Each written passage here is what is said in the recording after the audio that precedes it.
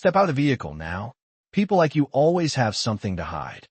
Officer Daniel Hayes's voice cut through the quiet Texas afternoon, thick with authority and quiet contempt, as he pulled over a calm black woman he believed was just another easy target, never once imagining she was an FBI agent about to dismantle his entire career. Before we go any further, comment where in the world you are watching from and make sure to subscribe because tomorrow's story is one you don't want to miss. The sun hung low over Highway 281, casting long golden streaks across the endless stretch of asphalt that cut through the dry Texas plains. It was the kind of late afternoon that felt almost suspended in time. No urgency, no noise, just the hum of distant engines and the whisper of wind brushing against open land. Evelyn Carter drove steadily within the speed limit, her hands relaxed on the steering wheel, her posture upright but unassuming. Her vehicle, a modest gray sedan with no distinguishing features, blended effortlessly into the sparse traffic. To anyone passing by, she looked like exactly what she appeared to be, a middle-aged woman heading home after a long day, quiet, composed, invisible. But there was something in her stillness, something measured in the way her eyes moved between the road and her mirrors, something practiced in the calm rhythm of her breathing. Years of discipline lived beneath that surface. A sudden flicker of red and blue lights broke the calm. In her rearview mirror, a patrol car emerged, closing the distance with deliberate speed. Evelyn's eyes narrowed just slightly, not in fear, but in recognition. She eased her foot off the accelerator, signaling, and guided her car smoothly onto the gravel shoulder. Dust rose gently around her tires as the vehicle came to a complete stop. The world seemed to hold its breath for a moment. Behind her, the patrol car idled, engine low and steady, lights still flashing in sharp contrast to the fading sunlight. Officer Daniel Hayes stepped out of his cruiser with the kind of confidence that bordered on arrogance. His movements were sharp, purposeful, his hand resting casually near his holster as he adjusted his sunglasses. He did not rush. Men like him never did. They took their time because they believed control belonged to them by default. As he approached the driver's side, his gaze locked onto Evelyn through the glass, not curious, not cautious, but already judgmental. Evelyn rolled down her window slowly, her expression neutral, her voice calm as still water. "Good afternoon, officer." But Hayes did not return the courtesy. Instead, he leaned slightly toward the window, scanning the interior of her car with exaggerated suspicion, his eyes lingering longer than necessary, searching not for evidence, but for justification. The air shifted. What had begun as an ordinary traffic stop now carried an undercurrent of something heavier, something unspoken yet unmistakable. And in that quiet, stretched moment between authority and restraint, neither of them knew that the balance of power was about to be turned completely on its head. Hayes did not move away from the window. If anything, he leaned in closer, one hand braced against the top of the car as if he already owned the space inside it. His eyes swept across the dashboard, the passenger seat, the back seat, slow and deliberate, as though he expected something to jump out and confirm whatever suspicion he had already decided was true. "License and registration," he said flatly, not a request, but a command sharpened by impatience. Evelyn reached calmly into her purse, her movements steady, unhurried. She handed over the documents without hesitation, her fingers relaxed, her expression unreadable. Hayes snatched them from her hand with a quick, dismissive motion, barely glancing at her before turning his attention to the cards. "Evelyn Carter," he read aloud, his tone carrying a faint edge of disbelief, as if the name itself offended him. His gaze flicked back up to her. "Where are you coming from?" "From work," Evelyn replied evenly. "And where exactly is work?" he pressed, narrowing his eyes. There was a pause, just a fraction of a second too long for his liking. "Downtown," she said. It was a simple answer, truthful in its own way, but not the answer he wanted. Hayes let out a short, humorless chuckle. "Downtown's a big place," he said. "You think I'm stupid?" Evelyn did not respond immediately. She simply held his gaze, calm, composed, giving him nothing to push against. That silence seemed to irritate him more than any argument could have. Hayes straightened slightly, glancing back toward his patrol car, then back at her. "Step out of the vehicle," he said abruptly. "Is there a reason, officer?" Vellen asked, her voice still measured, still respectful, but now carrying a quiet firmness. Hayes's expression hardened instantly. "I do not need to explain myself to you," he snapped. "Step out, or I will make you step out." The wind picked up slightly, rustling through the dry grass along the roadside, carrying with it a tension that now hung thick in the air. A passing truck slowed just enough for the driver to glance over, sensing something unfolding. Vellen exhaled softly, then reached for the door handle. She stepped out of the car with controlled grace, standing upright beside the vehicle, hands visible, posture non-threatening. Hayes circled her slowly, like a predator sizing up prey, his boots crunching against the gravel. "You nervous?" he asked, tilting his head slightly, watching for any crack in her composure. "No, sir," Vellen replied. "I have nothing to be nervous about." That answer clearly did not sit well with him. Hayes stepped closer, invading her personal space, his voice lowering but growing sharper. "Funny," he muttered, "because people who say that usually do." He gestured toward the car with a jerk of his thumb. "I'm going to take a look inside. You got a problem with that?" Evelyn's eyes flicked briefly toward her vehicle, then back to him. "Do you have probable cause?" she asked calmly. The question landed like a spark in dry air. Hayes's jaw tightened, his patience thinning into something far more dangerous. "I asked you a question," he said, his voice now edged with clear hostility. "And I asked you one," Vellen replied, her tone unchanged, steady as stone. For a moment, the two stood locked in silence, the balance of power teetering on a razor's edge. Then Hayes smirked, a slow, cold expression that carried no humor at all. "You know what?" he said, stepping back slightly, already reaching for his radio. "I think we're going to do this the hard way." The quiet highway no longer felt peaceful. It felt like a stage, and the tension had only just begun to rise. Hayes lifted the radio to his shoulder, his thumb pressing down on the transmit button with a deliberate slowness that felt almost theatrical. "Dispatch, I'm going to need backup on Highway 281, he said, his voice calm but laced with authority. "Possible non-compliant subject. I am proceeding with a vehicle search."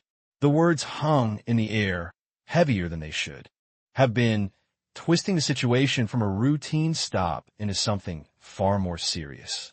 Vellen did not react outwardly. She stood beside her car, hands loosely at her sides, her posture straight, her breathing even. If she felt the shift, she did not show it. Hayes lowered the radio and turned back toward her, a faint smirk tugging at the corner of his mouth, as if calling for backup had already secured his victory. "You had your chance to cooperate," he said. "Now I am done asking." Vellen met his gaze without flinching. "I have been cooperating," she replied, her tone steady, almost gentle. "You are the one escalating this." That only seemed to amuse him. "Escalating?" Hayes repeated, letting out a short laugh. "No, ma'am. This is me doing my job." He stepped past her, moving toward the driver's side door, but paused just long enough to add, "And you are making it real difficult. Simply asking you to follow the law." Hayes stepped fully out of the car, turning to face her again, his patience now worn thin. Gravel crunched under his boots as he closed the distance between them, his presence looming, deliberate. "You do not get to tell me how to do my job," he said, his voice low and firm, each word pressed with authority. The second patrol car pulled up behind his, the door opening as another officer stepped out, surveying the scene. Hayes did not look back this time. He kept his eyes locked on Vellen, as if daring her to challenge him again. The air had grown heavier, thicker, the quiet highway now charged with something undeniable. And yet, in the center of it all, Vellen Carter remained exactly the same, still composed, unshaken, while the man in front of her pushed himself further and further into a mistake he could no longer see. The second officer stepped closer, his presence adding weight to the scene, but he remained silent, watching, measuring. Hayes took that silence as approval. His shoulders squared, his authority swelling as he turned fully toward Evelyn. The faint restraint he had before now completely gone. "Turn around," he ordered sharply. Evelyn did not move. She looked at him, steady and composed, as if giving him one final chance to reconsider. "Officer Hayes," she said calmly, her voice carrying quiet clarity, "you are crossing a line." That did it. His jaw tightened, and whatever thin thread of restraint he had left snapped. "I said turn around," he barked, stepping forward abruptly. When Evelyn did not react fast enough to satisfy him, he reached out, grabbing her arm with a firm, controlling grip. The motion was sudden, forceful, designed to dominate. He spun her around toward the car, pressing her lightly but assertively against the side of the vehicle. Gravel shifted under her shoes, the metal of the car cool against her palms as she steadied herself without resistance. "You are being detained," Hayes declared, his voice loud now, performative, meant for the other officer, for the passing drivers, for anyone who might be watching. "For what reason?" Evelyn asked, her tone unchanged, even as his grip tightened around her wrist. "Suspicion," he snapped. "That is all I need right now." He pulled one of her arms behind her back, the movement rougher than necessary, asserting control rather. And following procedure, the second officer shifted slightly, as if uncertain, but said nothing. Hayes reached for his handcuffs, the metallic click echoing sharply in the open air. "You are making a big mistake," Evelyn said quietly, not as a threat, but as a statement of fact. Hayes leaned in closer as he secured one cuff around her wrist. "No," he muttered near her ear, his voice low and cold. "You already made yours." The second cuff snapped into place. The sound was final, unmistakable. A passing car slowed again, the driver's gaze lingering longer this time, drawn by the unmistakable image of a woman in handcuffs on the side of an otherwise quiet highway. Hayes guided Evelyn, more forcefully now, toward the patrol car, his hand gripping her arm just above the elbow. "Watch your head," he said flatly, though the words carried no real care. Evelyn bent slightly and slid into the back seat without resistance, her movements controlled, deliberate, as if she had rehearsed calm under pressure 1,000 times before. The door shut with a heavy thud. Hayes stepped back, adjusting his uniform, rolling his shoulders as if settling into a victory he believed he had earned. He glanced toward the second officer, offering a short nod, his expression smug, assured. "Some people," he said under his breath, "need to be reminded how things work." Inside the patrol car, behind the reinforced glass, Evelyn Carter sat upright, her cuffed hands resting calmly in her lap. Her face showed no panic, no anger, no fear, only patience. And outside, under the fading Texas sun, Officer Daniel Hayes stood tall, completely unaware that every step he had just taken had already sealed his fate. Outside the patrol car, Hayes took a slow breath, then exhaled through his nose as if settling into control of the situation. The flashing lights painted the scene in alternating red and blue, reflecting off the glass and metal, turning the quiet roadside into something tense, almost theatrical. He glanced toward the second officer. "Run her name," he said, handing over the license with a dismissive flick of his wrist. "Let us see what she is hiding." The second officer nodded, walking back toward the cruiser, radio already in hand. Hayes turned back toward the rear door, where Evelyn sat, visible through the reinforced window. For a moment, he simply watched her. Most people in that position would be agitated, shifting, protesting, pleading. Evelyn did none of those things. She sat upright, composed, her cuffed hands resting neatly in her lap, her gaze forward, not even focused on him. That calmness irritated him more than defiance ever could. He opened the back door abruptly, the motion sharp and loud. "You comfortable back here?" he asked, his tone dripping with sarcasm. Evelyn turned her head slightly, meeting his eyes with quiet steadiness. "I would prefer not to be detained without cause," she replied. Hayes let out a short, humorless laugh. "You keep saying that," he said, leaning one arm against the door frame, looming just enough to assert presence. "But what you prefer does not really matter right now, does it?" Evelyn held his gaze. "It will," she said simply. That answer lingered for a fraction too long. Hayes straightened, his expression tightening again. He did not like uncertainty, and she was beginning to create it in ways he could not quite define. He reached down toward her cuffed hands, tugging slightly, checking the restraints, not for safety, but for control. "You got anything else on you I should know about?" he asked. "No, Evelyn replied calmly. No weapons, no contraband." Hayes smirked. "We will see about that." He stepped back, closing the door with another heavy thud, then walked around the patrol car slowly, as if buying time, as if trying to reassert the narrative he had already decided was true. The radio crackled from the other cruiser. The second officer's voice came through, quieter now, more measured. "Dispatch is not returning anything unusual," he said. Hayes frowned slightly. "Run it again," he called back. "Make sure you got it right." A brief pause. Static. Then, "It is clean, Hayes." That word, clean, hung in the air, unwelcome. Hayes's jaw tightened. He glanced once more at Evelyn through the glass, his suspicion refusing to let go, even in the absence of evidence. "Nobody is that clean," he muttered under his breath. He reached for his radio again, pressing the button with a sharper motion this time. "Dispatch. I need a wider check," he said. "Full background. I do not care how long it takes." Inside the car, Evelyn shifted slightly, adjusting her posture, the metal cuffs faintly clinking as she moved. Her expression remained unchanged, but there was a subtle readiness now, as if she had been waiting for this exact moment to arrive. Outside, Hayes paced once more, his boots grinding against the gravel, his frustration building with every second that refused to confirm his assumptions.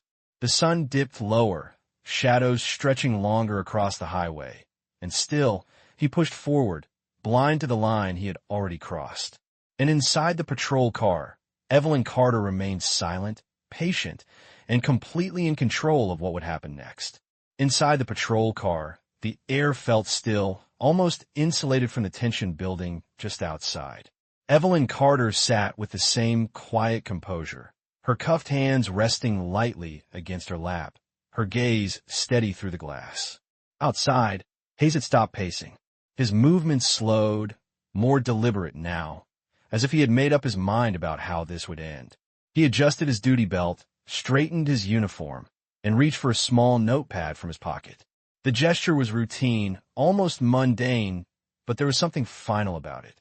He walked back toward the rear door, posture squared, expression set. This was no longer about suspicion. This was about control.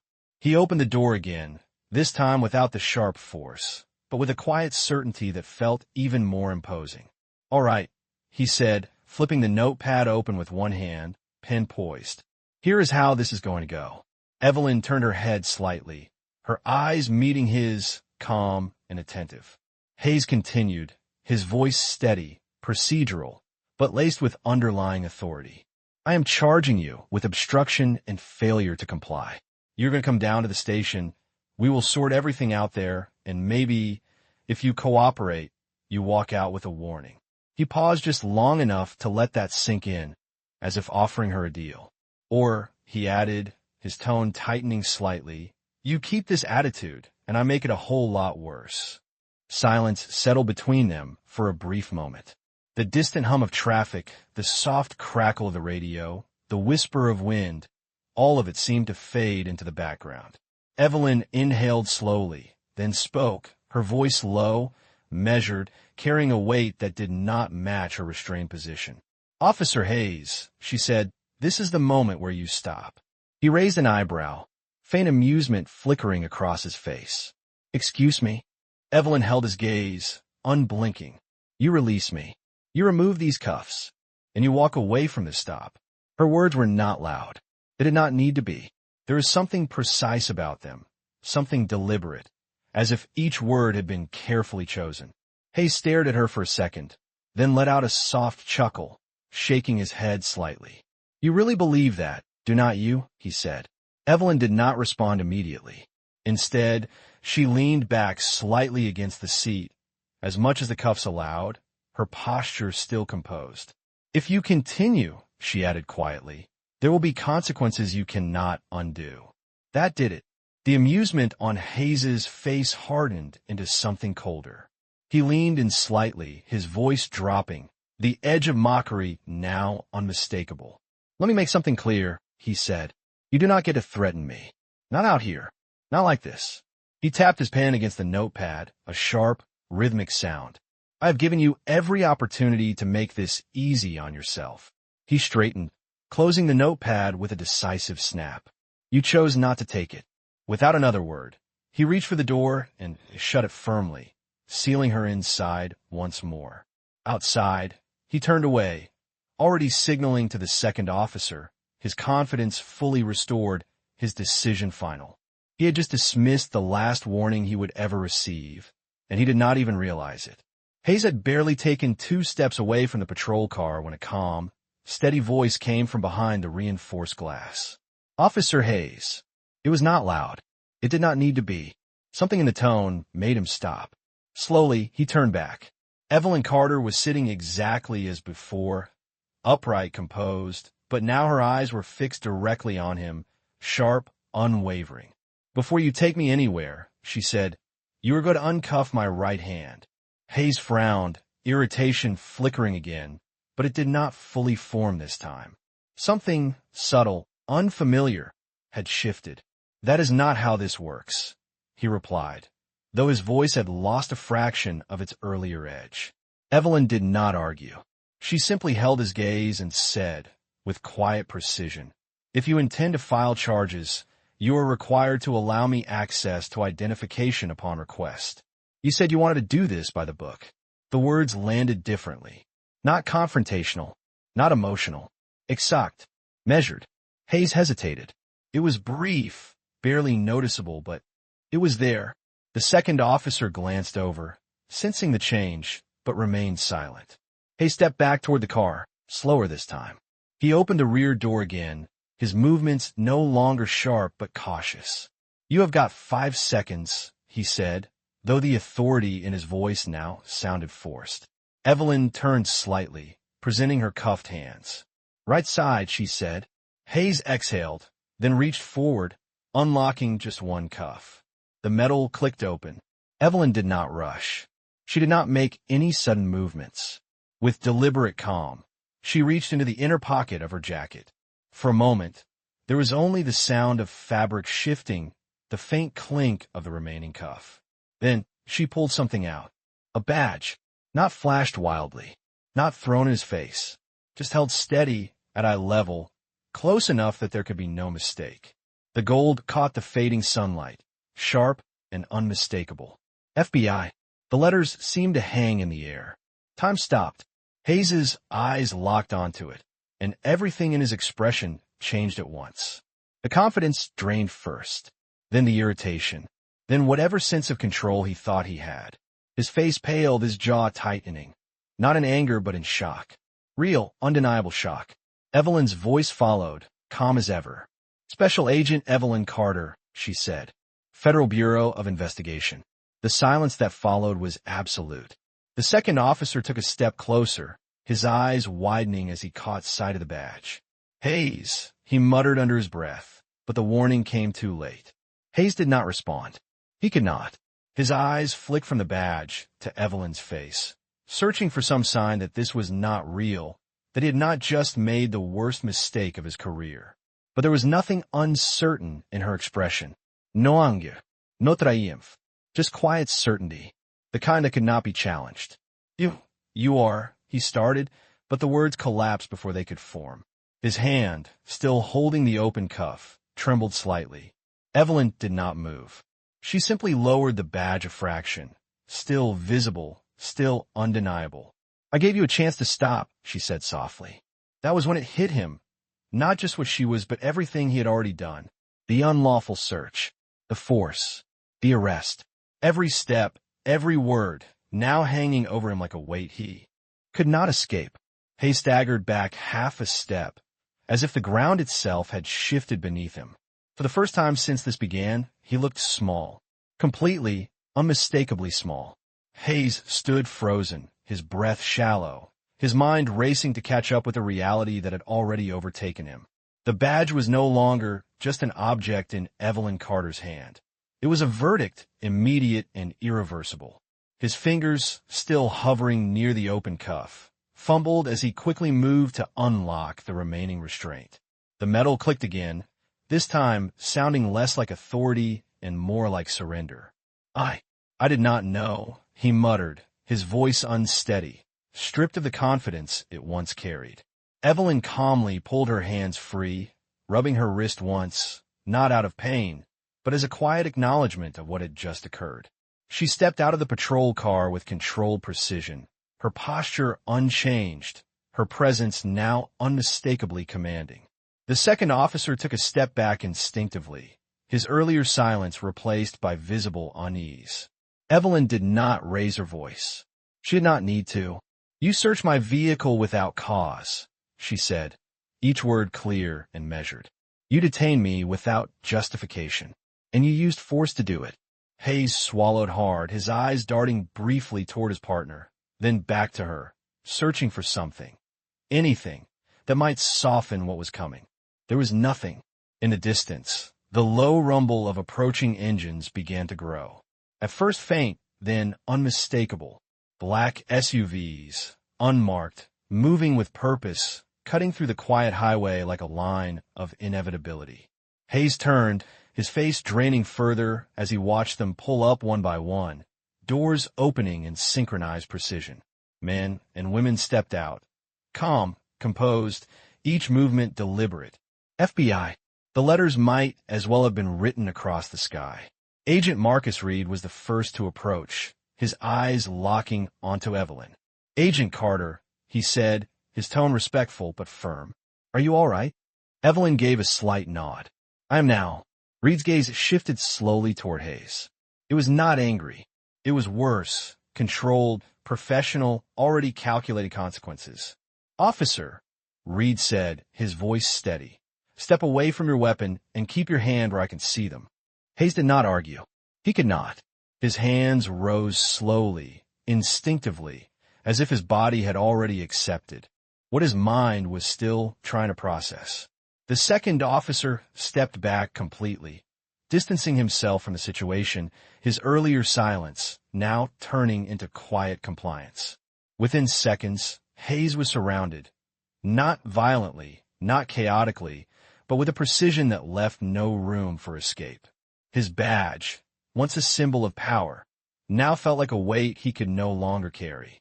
Reed took it from him without ceremony. "You are being detained pending federal investigation," Reed stated. The words were calm, but final. Hayes's shoulders slumped, the last trace of resistance gone. Passing driver slowed again, but this time the scene had changed. The man who had stood tall minutes ago was now being guided, carefully but firmly, away from the very authority he had abused. Evelyn watched quietly, her expression unchanged. There was no satisfaction in her eyes, no need for it. Justice did not require celebration. It simply arrived, precise and undeniable, exactly when it was supposed to. The flashing lights faded first.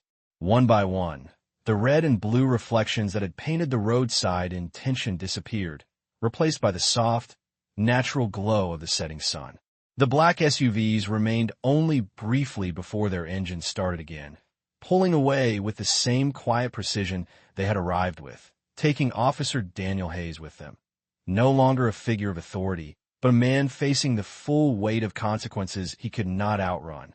The second officer stood off to the side, still, silent, his earlier confidence replaced by a careful distance, as if unsure where he now stood in the aftermath of what had unfolded. Agent Marcus Reed turned back toward Evelyn Carter, his posture respectful, his tone measured. "Your vehicle is secure," he said. "We will take care of the rest." Evelyn gave a small nod. No dramatics, no lingering words, just acknowledgement. She walked back toward her sedan, the gravel crunching softly beneath her shoes, each step unhurried, steady. The car looked the same as before, modest, ordinary, but now it carried the quiet weight of everything that had just transpired around it. She opened the driver's door, pausing for a brief moment as her hand rested on the frame. The wind moved gently across the open highway again, carrying away the tension, restoring something close to peace. Inside, the interior was slightly disturbed from the earlier search. Papers shifted, a pen out of place, but nothing. That cannot be set right. Evelyn adjusted a few items with calm precision, restoring order without frustration, without haste. Outside, the remaining officer lingered, watching her for a moment, then finally lowering his gaze, the reality of what he had witnessed settling in fully. Evelyn closed the door and sat behind the wheel, her hands resting lightly where they had been before all of this began. For a brief second, she allowed herself stillness. Not exhaustion, not relief, just a quiet reset, as if aligning herself back with the rhythm of the road. Then, she started the engine. The sound was smooth, controlled, familiar. As the car pulled away from the shoulder, there were no sirens, no commands, no raised voices, only the steady hum of motion returning to its natural course. The highway stretched ahead, open and endless, just as it had before. In the distance, the last traces of official vehicles disappeared over the horizon, leaving behind nothing but silence and the fading echo of authority corrected. Evelyn drove forward, her expression calm, her focus clear. To anyone passing by now, she was once again just a woman on the road, unremarkable, unnoticed. But the truth remained, carried quietly beneath the surface. Justice had been served, not through noise or spectacle, but through certainty, precision, and the unshakable presence of someone who never needed to raise her voice to be heard. And as the sun dipped lower, casting the land in warm, steady light, the world returned to balance, exactly as it should be. There is something deeply revealing about the moment when authority is challenged not by force, but by quiet certainty. Officer Hayes did not fall because someone overpowered him. He fell because he believed his position was untouchable. What unraveled him was not resistance, but restraint. Evelyn Carter never raised her voice, never fought back in the way he expected, and that is precisely what exposed the weakness in his authority. Power that depends on intimidation is fragile, because it requires others to believe in it. The moment that belief cracks, everything built on it begins to collapse. What makes this story linger is not the arrest, not even the badge, but the silence that surrounded both. One person acted with noise, assumption, and ego. The other acted with patience, precision, and truth. And in the end, only one of those could endure. Justice in this case did not arrive as something dramatic. It arrived as something inevitable. I hope you enjoyed that story. Please share it with your friends and subscribe so that you do not miss out on the next one. In the meantime, I have handpicked 2 stories for you that I think you will enjoy. Have a great day.